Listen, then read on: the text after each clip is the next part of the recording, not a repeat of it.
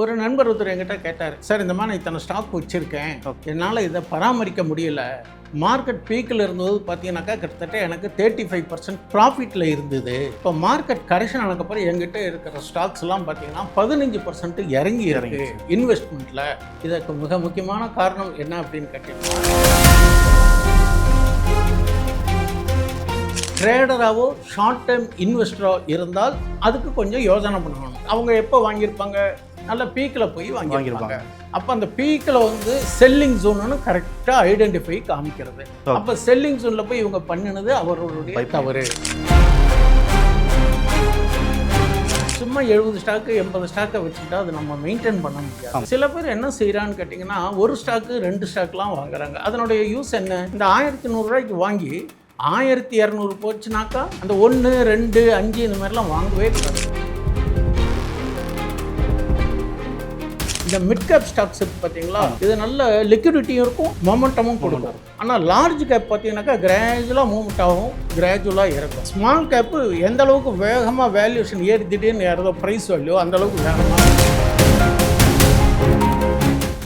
ஒரு ஃபார்மா செக்டாரில் ஒரு ஃபார்மா ஸ்டாக் நல்ல ஜென்யூன் ஸ்டாக் தான், நல்ல மூவ்மெண்ட் ஆகிட்டு இருக்கு, நல்ல ஏற்ற இறக்கங்களோட நல்லா எதிர்பார்த்த மாதிரி மூவ்மெண்ட் ஆகிட்டு இருக்கு. அப்சென்ட் திடீர்னு அவன் 16% திடீர்னு இறங்குவான். அது எப்போ இறங்குவானா, இறங்கினதுக்கப்புறம் தான் நமக்கு நியூஸ் தெரியும். என்ன நியூஸ் அப்படின்னு கேட்டிங்கன்னா, இதை விட சில இடத்துல வந்து அந்த ப்ரொமோட்டர் ஸ்டாக் இருக்குது பார்த்தீங்களா, ப்ரொமோட்டர் ஹோல்டிங், அவங்க திடீர்னு விற்பாங்க. அந்த இடத்துல தான் நம்ம ரொம்ப ஜாக்கிரதையாக இருக்கணும். ஏன்னா அந்த ப்ரொமோட்டர்ஸ் ஏன் விற்கலாம், இப்போ விற்கிறாங்கிற போது அந்த உள்ளுக்குள்ளே ஏதோ. சார் இப்போ வந்து ஸ்டாக்ஸில் வந்து பார்த்தீங்கன்னா ஃபேர் வேல்யூ, அதுக்கப்புறம் அண்டர் வேல்யூ, வந்து ஓவர் வேல்யூடு ஸ்டாக்ஸ்னு சொல்லிட்டு ஒரு 3 டைப்பாக இருக்குது. ஸோ இந்த 3த்தையும் வந்து எப்படி தனித்தனி ஐடென்டிஃபை பண்ணுறது? இதுக்கு பேர் தாங்க போர்ட்ஃபோலியோ மேனேஜ்மெண்ட்டுன்னு சொல்லுவாங்க. Okay sir. ஒரு போர்ட்ஃபோலியோ கரெக்டாக இருந்தாலே இதை நீங்கள் ஐடென்டிஃபை பண்ணலாம். Okay sir. ஒரு நண்பர் ஒருத்தர் என்கிட்ட கேட்டார், சார் இந்த மாதிரி நான் இத்தனை ஸ்டாக் வச்சுருக்கேன், என்னால் இதை பராமரிக்க முடியல. மார்க்கெட் பீக்கில் இருந்தது பார்த்தீங்கன்னாக்கா கிட்டத்தட்ட எனக்கு 35% ப்ராஃபிட்டில் இருந்தது. இப்போ மார்க்கெட் கரெக்ஷன் ஆனதுக்கப்புறம் என்கிட்ட இருக்கிற ஸ்டாக்ஸ் எல்லாம் பார்த்தீங்கன்னா 15% இறங்கி இருக்கு இன்வெஸ்ட்மெண்ட்டில். இதற்கு மிக முக்கியமான காரணம் என்ன அப்படின்னு கேட்டீங்கன்னா, நீங்கள் செலக்ட் பண்ணின செக்டாரில் செலக்ட் பண்ண ஸ்டாக்கு ஒன்று நல்ல ரைட் ஸ்டாக்ஸாக இருக்கணும். ரைட் ஸ்டாக்ஸ்னால் என்ன? அந்த இன்வெஸ்ட்மெண்ட் பேராமீட்டர். ஓகே. அதுக்கு முன்னால் நீங்கள் இன்வெஸ்டராக ட்ரேடரானு முடிவு பண்ணிக்கணும். நீங்கள் இன்வெஸ்டராக இருந்தால், பகுதி பணம் இருந்தால், மார்க்கெட் சரிந்த பொழுது குறிய அளவு வாங்கி அக்யூமுலேட் பண்ணலாம். அப்போ இன்வெஸ்டர்ஸ் வந்து சரிவை பற்றி கவலைப்பட வேண்டிய அவசியம் இல்லை என்பது என்னுடைய கருத்து. ஏன்னா அவங்க இன்வெஸ்ட்மெண்ட் 5 வருஷம் 10 வருஷம் லாங் டைமாக பண்ணியிருக்காங்க. Long time. ஷார்ட் டைம் ட்ரேடராகவோ ஷார்ட் டைம் இன்வெஸ்டரோ இருந்தால் அதுக்கு கொஞ்சம் யோசனை பண்ணணும். ஏன்னா நம்ம வாங்கினதெல்லாம் இறங்கி, அவங்க எப்போ வாங்கியிருப்பாங்க, நல்ல பீக்கில் போய் வாங்கியிருப்பாங்க. அப்போ அந்த பீக்கில் வந்து செல்லிங் ஜோன்னு கரெக்டாக ஐடென்டிஃபை காமிக்கிறது. அப்போ செல்லிங் ஜோனில் போய் இவங்க பண்ணினது அவர்களுடைய தவறு. ரெண்டாவது, மார்க்கெட்டை அவங்க புரிஞ்சிக்கல, அவங்க செலக்ட் பண்ண ஸ்டாக்கையும் சரியாக அனலைஸ் பண்ணலைங்கிறது தான் காரணம். அப்போ வாங்கினதை நஷ்டத்துக்கு போகும், நமக்கு இப்போ மனசு வராது. அது ஏறட்டும்னு காத்திருக்குமா, அந்த ஸ்டாக்கு திரும்பி ஏறுமா அப்படிங்கிறதும் ஒரு ஐயப்பாடு. இந்த மாதிரி டயத்தில் நம்ம என்ன பண்ணுறதுங்கிறதும் ஒரு பெரிய ஒரு கொஸ்டின் மார்க். இந்த மாதிரி டயத்தில் நம்ம என்ன பண்ணோம்னா, பொறுமையாக இருந்துட்டு நம்ம சில டெக்னிக்கல்ஸ் பேராமீட்டர்ஸ்லாம் பார்த்து எந்த இடத்துல அது திரும்பி பவுன்ஸ் ஆகிறது, எந்த இடத்துல பையிங் ஜோனுக்கு வந்து திரும்புறது அப்படின்னு பார்க்கணும். அப்படி பார்க்குற போது அந்த ஸ்டாக்ஸை வந்து நம்ம அக்யூமுலேட் பண்ணணும். இப்போது ஒரு போர்ட்ஃபோலியோ அப்படிங்கிறத பார்த்தீங்கன்னா 3 கேட்டகரிஸ். உங்கள் ஸ்டாக்கு நீங்கள் ஒரு 10 ஸ்டாக் வச்சுருந்தீங்கன்னா இதை அழகாக அனலைஸ் பண்ணலாம். ஒரு 20 ஸ்டாக் வச்சுருந்தா அனலைஸ் பண்ணலாம். 70 ஸ்டாக்கு 75 ஸ்டாக்கு பார்த்தீங்கன்னா சின்ன சின்ன பென்னி ஸ்டாக்ஸ், இந்த 8 ரூபா ஸ்டாக்கு 7 ரூபா ஸ்டாக்லாம் வச்சா தான் நீங்கள் அதை எப்படி ஐடென்டிஃபை பண்ணுவீங்க, அது எந்த கேட்டகரியில் இருக்கும்? நிறைய ஸ்டாக்ஸ் அது மாதிரி இருக்குது. அந்த ஸ்டாக்ஸ் எல்லாம் மூவ்மெண்ட்டே இல்லாமல் இருக்குது. 4 வருஷம் 5 வருஷம் மார்க்கெட் 26,300 போயிருந்த போது கூட அது 30 ரூபா தான் இருந்திருக்கு. புரியுது. அப்போ அந்தளவுக்கு அது வேகம் கொடுக்கல. அந்த ஸ்டாக்கை நீங்கள் ஆவரேஜ் பண்ணுறதுங்கிறதும் ஒன்றும் அர்த்தம் இல்லாதுங்கிறது என்னுடைய கருத்து. நீங்கள் பண்ணுறது நல்ல குவாலிஃபைடு ஸ்டாக்ஸாக இருக்கும். அந்த ஸ்டாக்ஸை நீங்கள் வாங்கியிருந்தால் 3 கேட்டகரியாக செலக்ட் பண்ணணும். ஒன்று ஓவர் வேல்யூடு. ஓவர் வேல்யூடுனா நீங்கள் அதில் இன்வெஸ்ட் பண்ணியிருக்கிற தொகையை விட அது குறைஞ்சது 10 to 15% ஸ்டாக்ஸ் எல்லாம் ஒரு லிஸ்ட் பண்ணிக்கோங்க. வாங்கின விலையோட 2% 3% இருக்கிறதெல்லாம் ஃபேர் வேல்யூ. நீங்கள் வாங்கினதை விட 8%, 7%, 10% குறைவாக இருக்கிறது அண்டர் வேல்யூ. இப்போ இந்த மாதிரி டயத்தில் நீங்கள் 3 கிளாசிஃபிகேஷன் பண்ணியிருக்கிற போது இந்த ஓவர் வேல்யூ ஸ்டாக்கில் இருக்கக்கூடிய ப்ராஃபிட் இருக்குது பார்த்தீங்களா, அதை ட்ரிம் பண்ணி நம்ம வெளியில் எடுத்து அந்த பணத்தை வச்சு இந்த அண்டர் வேல்யூ Undervalue ஸ்டாக்ல அக்யூமுலேட் பண்ணி வெளியில் ஒரு ஆவரேஜோ அட் காஸ்ட்லேயோ வெளியில் வரலாம், இல்லைன்னா ஹோல்டு பண்ணுறதுக்கு உங்களுக்கு ஒரு சாட்டிஸ்ஃபைடு. அப்போ உங்களுடைய இன்வெஸ்ட்மெண்ட் அமௌண்ட்டினுடைய ப்ராஃபிட்டு பெரிய லாஸ் இல்லாமல் அப்படியே மெயின்டைன் ஆகும். இந்த ஃபேர் வேல்யூ அப்போ ஓவர் வேல்யூ ஆகும்போது அதுலேயும் இது மாதிரி பண்ணலாம். ஓகே. ஒரு இன்வெஸ்ட்மெண்ட்டாக இருந்தாலும் ட்ரேடாக இருந்தாலும் ஷுட் பி ஸ்மார்ட்டாக இருக்கணும். இதை நான் பல வீடியோ நிகழ்ச்சிகளை சொல்லியிருக்கேன். பட் இந்த மாதிரி பண்ணால் தான் ஒரு ஸ்டாக்கை வந்து ஓவர் வேல்யூவா அண்டர் வேல்யூவா ஃபேர் வேல்யூவான அசஸ் பண்ண முடியும். சும்மா 70 ஸ்டாக்கு 80 ஸ்டாக்கை வச்சுக்கிட்டா அது நம்ம மெயின்டைன் பண்ண முடியாது. சில பேர் என்ன செய்கிறான்னு கேட்டிங்கன்னா, ஒரு ஸ்டாக்கு 2 ஸ்டாக்லாம் வாங்குறாங்க. அதனுடைய யூஸ் என்ன? ஒரு 1100 ரூபாய்க்கு ஒரு ஸ்டாக்கை ஒன்று வாங்குறாங்க. இந்த 1100 ரூபாய்க்கு வாங்கி 1200 போச்சுனாக்கா ஓரளவுக்கு ஒரு 100 ரூபாய் கிடைக்கும். 100 ரூபாய் எதுக்காகும்? உங்களுக்கு ப்ரோக்கரேஜ் டாக்ஸஸ்க்கு சரியா போகும். அந்த 1, 2, 5 இந்த மாதிரிலாம் வாங்கவே கூடாது ஸ்டாக். அப்படி வாங்கினாலும் என்ன யூஸ் ஆகுது? அது ஒன்றும் குறைஞ்ச 5 வருஷம் 10 வருஷம் ஹோல்டு பண்ணாதான் நீங்கள் நினைக்கிற 500 1000 வந்தாலும் வரலாம். மார்க்கெட்டில் 6 100 ஆகலாம், 100 6 ஆகலாம். எதுவுமே நம்ம ப்ரெடிக்ட் பண்ண முடியாது. சமீபத்தில் ஒரு 2 வாரத்துக்கு முன்னாடி ஒரு மிகப்பெரிய பிரபலமான வங்கித்துறையான பங்குகள் கூட ஒரே நாளில் 16% இறங்கிது. ஓகே. இறங்கி இன்னும் அப்படியே தான் இருக்குது. அது பெருசாக பவுன்ஸ் பேக் ஆகலை. Okay okay sir. அது ஏன் காரணங்கிறத நம்ம தெரிஞ்சுக்கணும். புரியுது. அது என்னத்தினாலும் சரிந்ததுன்னு தெரிஞ்சுக்கணும். அதனுடைய ப்ரொமோட்டர்ஸுடைய பங்களிப்பு குறைஞ்சிருக்கா கூடியிருக்கான்னு பார்க்கணும், இல்லை அப்படியே இருக்கான்னு பார்க்கணும். ஓகே. இந்த மாதிரி அனலைஸ் பண்ணணும். எல்லாத்தோட இந்த ரேட்டிங் ஏஜென்சிஸ் என்னுடைய வியூ என்னன்னு பார்க்கணும்.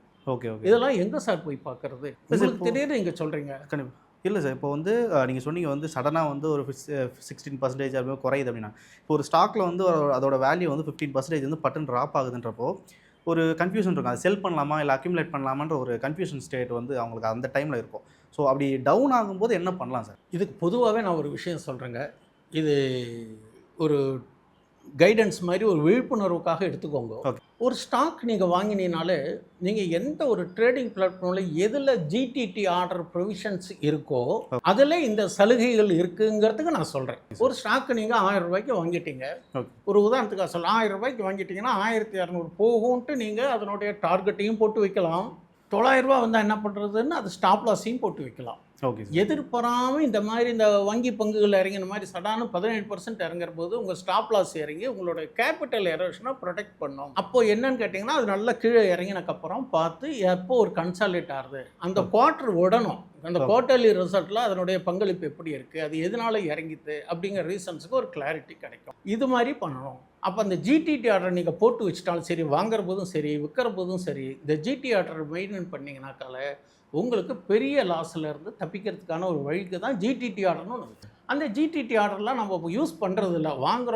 வாங்கினா அந்த வேலையை போட்டு செல் போட்டு வைக்கிறோம். அது சில டயத்தில் 5 பைசா 10 பைசாவில் கூட திரும்பி வந்துடுது. நான் ஏற்கனவே ஒரு முந்தைய பதிவில் சொல்லியிருக்கேன், எப்படி வந்து ஒரு ஸ்டாக்குக்கு விலை போடணும், வாங்குற போது எப்படி பண்ணணும், விற்கிற போது என்ன பண்ணணும்னு சொல்லியிருக்கேன். அது மாதிரி நம்ம ஜிடிடி ஆர்டர் மூலமாக நம்மளுடைய கேபிட்டல் எரோஷனை ப்ரொடெக்ட் பண்ணலாம். Okay sir. அந்த மாதிரி சில ஆப்ஸில் ஜிடிடி ஆர்டர் அல்லது விடிடி ஆர்டர்னு இருக்கும். அந்த மாதிரி இருக்கிறத யூஸ் பண்ணிங்கனாக்கா ஓரளவுக்கு நமக்கு சேவ் பண்ணலாம். ஓகே. ரொம்ப ஹெவி ஃபாலில் இருந்து நம்மளுடைய நஷ்டத்தை தவிர்க்கலாங்கிறது ஒரு சின்ன கருத்து. Okay sir. ஓகே. இப்போது இன்னொரு ஸ்டாக்ஸ் வந்து இருக்குது, ஆப்ரேட்டர் ஸ்டாக்ஸ்னு சொல்லிட்டு ஒரு விஷயம் இருக்குது. ஸோ அதை எப்படி ஐடென்டிஃபை? சார், இதில் பங்கு சந்தையில் ஆயிரக்கணக்கான ஸ்டாக் இருக்குது. இதில் குறிப்பாக நம்ம ஆப்ரேட்டர் ஸ்டாக்ஸ் அப்படின்னு ஐடென்டிஃபை பண்ணுறது எப்படின்னு நாமளாக நினச்சிக்கிறோம். இது வேலை ஆப்ரேட்டர் ஸ்டாக்ஸ் ஆகிக்குமா அப்படின்னு. அது மாதிரி ஒரு அசம்ஷனுக்கு ஒரு சின்ன ஒரு விஷயம் சொல்கிறேனே. இப்போது நான் ஸ்டாக் பேர் சொல்ல, ஒரு எக்ஸ்னு ஒரு ஸ்டாக். ஓகே. அந்த ஸ்டாக்கு 560 ரூபாவில் இருக்குது. Okay sir. திரும்பி 690 ரூபா போகிறது. அந்த 690 ரூபா போனோன்னா திரும்பி 560 ரூபா 550 ரூபாய்க்கு வருது. அதுக்கு கீழே போகிறது இல்லை. திரும்பி மறுபடியும் அந்த 670 660 போனோன்னே திரும்பி இதாரு.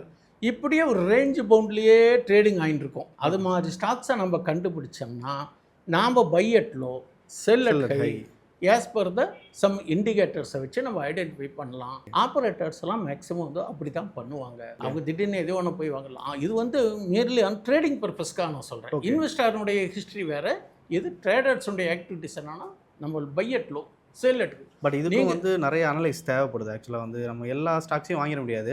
ஸோ வந்து கூர்ந்து கவனிச்சு இப்படி சில ஸ்டாக்ஸ் மட்டும் இருக்கும். ஸோ ஆரம்பிச்ச இடத்துக்கே மறுபடியும் ஹை ஆகுன்ற மாதிரி. அந்த இடத்த விட்டு கீழே விட மாட்டாங்க. ஓகே. அந்த லெவல்லையே ரேஞ்ச் பவுண்ட் ஆகும். அது வந்து அதிகமாக பார்த்தீங்கன்னாக்கா என்னுடைய அனுபவத்தில் சொல்கிறேன். நான் கடந்த ஒரு 20-24 வருஷம் அனுபவத்தில் இந்த மிட் கேப் ஸ்டாக்ஸ் இருக்குது பார்த்தீங்களா, இது நல்ல லிக்விடிட்டியும் இருக்கும், மொமெண்டமும் கொடுக்கும். ஆனால் லார்ஜ் கேப் பார்த்தீங்கன்னாக்கா கிராஜுவலாக மூவ்மெண்ட் ஆகும், கிராஜுவலாக இறங்கும். ஸ்மால் கேப்பு எந்த அளவுக்கு வேகமாக வேல்யூஷன் ஏறி திடீர்னு ஏறதோ ப்ரைஸ் வேல்யூ அந்த அளவுக்கு வேகமாக இறங்கும். நான் எப்பவுமே ஸ்மால் கேப்பை வந்து பேசவே மாட்டேன். நான் ஓகே. மிட் கேப் இறங்கினாலும் திரும்பி ஏறும் ஏதோ ஒரு காரணத்தில். ஒன்றா ஓஎஃப்எஸ்எஸ்மாங்க, இல்லைனா பைபேக் சொல்லுவாங்க, இல்லைனா ஸ்டாக் ஸ்பிளிட் சொல்லுவாங்க, இல்லைனாக்கா டிவிடெண்ட் சொல்லுவாங்க, இல்லைனா ஏதாவது பல்க் ஆர்டர் கிடச்சிருக்குன்னு சொல்லுவாங்க.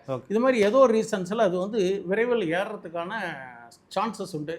இந்த மாதிரி நம்ம ஓரளவுக்கு ஸ்டாக்கை ஐடென்டிஃபை பண்ணி பண்ணுறது தான் ஓரளவுக்கு என்னுடைய பாயிண்ட் ஆஃப் வியூவில். இதெல்லாம் ஆப்ரேட்டர் ஸ்டாக் போல் இருக்குது. அவங்க அந்த லெவலில் வந்து அவங்களுக்கு தெரியும் விஷயம், நம்மளோட அவங்க விஷயம் தெரிஞ்சவங்க. இப்படி வந்தால் வாங்குவாங்க, இந்த அந்த மாதிரி நிறையா ஸ்டாக்ஸ் இருக்குது. ஸோ இப்போ வந்து பார்த்திங்கன்னா ஒரு ஸ்டாக் வந்து பார்த்திங்கன்னா திடீர்னு ஏற்றம் இறக்கம்லாம் இருக்கும். சம்டைம்ஸ் வந்து பார்த்திங்கன்னா இன்வெஸ்டர்ஸ் வந்து பார்த்திங்கன்னா எந்த அளவுக்கும் ப்ரெடிக்ட் பண்ணிட முடியாது. சடார்னு வந்து பார்த்திங்கன்னா அது டவுன் ஆகிடும். ஸோ இந்த மாதிரியான சடன் சரிவுக்கு, அதாவது டவுன்ஃபாலுக்கு வந்து பார்த்திங்கன்னா என்ன ரீசன்ஸ்லாம் வந்து பார்த்திங்கன்னா ஃபேக்டர்? இப்போ ஒவ்வொரு செக்டாரில் ஒரு 2-3 உதாரணம் சொல்கிறேன் நான். ஓகே. ஒரு ஃபார்மா செக்டாரில் ஒரு ஃபார்மா ஸ்டாக் நல்ல ஜென்யூன் ஸ்டாக் தான், நல்லா மூவ்மெண்ட் ஆகிட்டுருக்கு, நல்ல ஏற்ற இறக்கங்களோட நல்லா எதிர்பார்த்த மாதிரி மூவ்மெண்ட் ஆகிட்டுருக்கு, அப்ஸ் அண்ட் டவுன். திடீர்னு அவன் 16% திடீர்னு இறங்குவான். அது எப்போ இறங்குவானா, இறங்கினதுக்கப்புறம் தான் நமக்கு நியூஸ் தெரியும். என்ன நியூஸ் அப்படின்னு கேட்டிங்கன்னா, ஒரு ஃபார்மா ஸ்டாக்னா யூஎஸ் ஃபெடரல் ட்ரக் அசோசியேஷன் சொல்கிறாங்களே, அவங்க ஏதாவது இன்ஸ்பெக்ஷன் பண்ணுவாங்க. ஓகே. இன்ஸ்பெக்ஷன் பண்ணி அதில் ஏதாவது லேப்சஸ் சொன்னாங்கனாக்கா அதுக்கு அந்த ஸ்டாக்ஸை வந்து இறக்குவாங்க.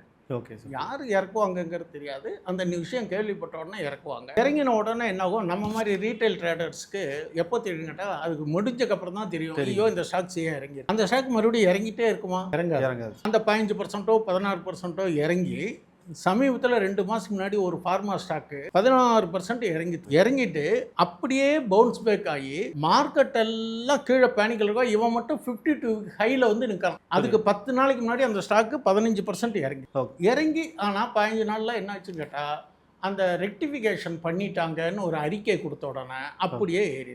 ஆக்சுவலாக அந்த வந்து நிறுவனத்தினுடைய நஷ்டமோ அதனுடைய கேபிட்டலைசேஷனோ எந்த வித நெகட்டிவ் நியூஸும் இல்லை. இது ஒன்று. ஒரு ஃபைனான்ஸ் செக்டார்னு எடுத்துட்டிங்கனாக்கா ஆர்பிஐ கண்ட்ரோலில் வருது ஃபைனான்ஸ் செக்டார்ஸ். இந்த பிளட்ஜிங் கம்பெனி அதில் ஏதாவது சில கேஒய்சி குறைபாடுகள் அல்லது அந்த லிமிட்டேஷனுக்கு மேலே ஏதாவது பண்ணிட்டாங்கன்னா ஃபினான்ஸ் செக்டார்ஸுக்கும் சரிவுகள் வரும். அது எத்தனை நாளைக்கு வரும்? கடந்த காலத்தில் நீங்களே, நான் அந்த ஸ்டாக் பேர் சொல்ல விரும்பலை, அந்த ஸ்டாக் பார்த்தீங்கன்னாக்கா ஒரு குறிப்பிட்ட அளவில் இறங்கி 50% இறங்கி இந்த 2 மாதத்தில் நடந்தது. இப்போ திருப்பி பார்த்தீங்கன்னா 52 ஹையை தாண்டி இப்போ ட்ரேட் ஆகிட்டு இருக்கு. அதனால நம்ம பேனிக் ஆகக்கூடாது. எல்லாமே ஒரு டிஃபெக்ட்ஸ் டு பி ரெக்டிஃபைடு தான். ரெக்டிஃபிகேஷனுக்கு அப்புறம் அது பவுன்ஸ் பேக் ஆகும். ஆனால் சில ஸ்டாக்குகள் இருக்குது, சில ஸ்டாக்குகள் பார்த்தீங்கன்னா அந்த ரீசன் நம்ம வந்து வேலிடிட்டியை பார்க்கணும். ஓகே. எதுக்காக இறங்கிட்டு நம்ம கேள்விப்படுறது, ஒரு இன்ஸ்பெக்ஷன் லேப்ஸஸா, ஒரு கேவிசி இஷ்யூவா, ஒரு நாம்ஸா, அவங்க ஒரு பதில் கொடுப்பாங்க, சரியா போய். இதை விட சில இடத்துல வந்து அந்த ப்ரொமோட்டர் ஸ்டாக் இருக்குது பார்த்தீங்களா, ப்ரொமோட்டர் ஹோல்டிங், அவங்க திடீர்னு விற்பாங்க. அந்த இடத்துல தான் நம்ம ரொம்ப ஜாக்கிரதையாக இருக்கணும். ஏன்னா அந்த ப்ரொமோட்டர்ஸ் ஏன் விற்கிறான், இப்போ விற்கிறாங்கிற போது அங்கே உள்ளுக்குள்ளே ஏதோ சம் வேலை பிரச்சனை இருக்குது. ஓகே. அந்த மாதிரி ஸ்டாக்ஸில் நம்ம மறுபடியும் ரீஎன்ட்ரி இடத்துக்கு அந்த கோட்டையில் என்ட்ரி முடிஞ்சு பார்த்து எல்லாம் சால்வ் ஆகிடுதான்னு தெரிஞ்சக்கப்புறம் தான் என்ட்ரி ஆகணும். அதனால் இந்த ஸ்டாக் நம்ம ரீபவுண்ட் ஆன மாதிரி நம்ம எல்லாமே ஆகணும்னு சொல்ல முடியாது. புரியுது. அதனால் இந்த மாதிரி வேரியஸ் ரீசன்ஸ் இருக்குது. ஓகே. அதேமாதிரி ஒரு ஸ்டீல் அத்தாரிட்டி, ஸ்டீல் கம்பெனிஸ் இருக்குது. ஸ்டீல் கம்பெனிக்கு எக்ஸைஸ் டியூட்டி இம்போஸ் பண்ணாலும் அதை வந்து ரிலாக்ஸ் பண்ணாலும் அதுக்கு தகுந்த மாதிரி ஸ்டீல் செக்டார் ஏற்ற இறக்கங்கள் இருக்கும். ஆமாம், இதுக்கெல்லாம் நம்ம எதில் இருக்கணும் அப்படின்னு கேட்டிங்கன்னா நியூஸ் அப்டேட் ஆகிருக்கும். நம்ம எல்லாம் டெக்னிக்கல் ஃபண்டமெண்டல் எல்லாம் பார்த்து தான் உள்ளே என்ட்ரி ஆகும், நல்ல பையிங் ஆப்பர்ச்சுனிட்டி ஆகும். அப்போ திடீர்னு கொஞ்சம் தூரம் ஏறிட்டு திடீர்னு இறங்கும். அதான் நான் மார்க்கெட்டில் ஏற்கனவே சொன்ன மாதிரி இது 600 ஆகலாம், 100 ஆகலாம். நாம் வந்து கான்சியஸாக ஜிடிடி ஆர்டர் போட்டு வித் ஸ்டாப் லாஸ் டார்கெட்டோடு போட்டு வைக்கிறது ஒரு ஜெனின் ட்ரேடிங், ஜெனின் இன்வெஸ்ட்மெண்ட். ஓகே சார், நிறைய விஷயங்கள் உங்கள்கிட்ட ஷேர் பண்ணிக்கிட்டீங்க. ஸோ உங்கள் நேரத்துக்கு ரொம்ப நன்றி சார். ரொம்ப நன்றி. ரிஃப்ளெக்ட் ஃபைனான்ஷியல் நேயர்களுக்கும் நன்றி. ஸோ இன்வெஸ்ட்மெண்ட் ரிலேட்டடாக வந்து ஏதாச்சும் டவுட்ஸ் இருந்துச்சுன்னா டிஸ்கிரிப்ஷனில் சாரோட நம்பர் தரேன். ஸோ டிஸ்கிரிப்ஷனில் இருக்க நம்பரை கால் பண்ணி ஸோ உங்களோட டவுட்ஸ் வந்து நீங்கள் கிளியர்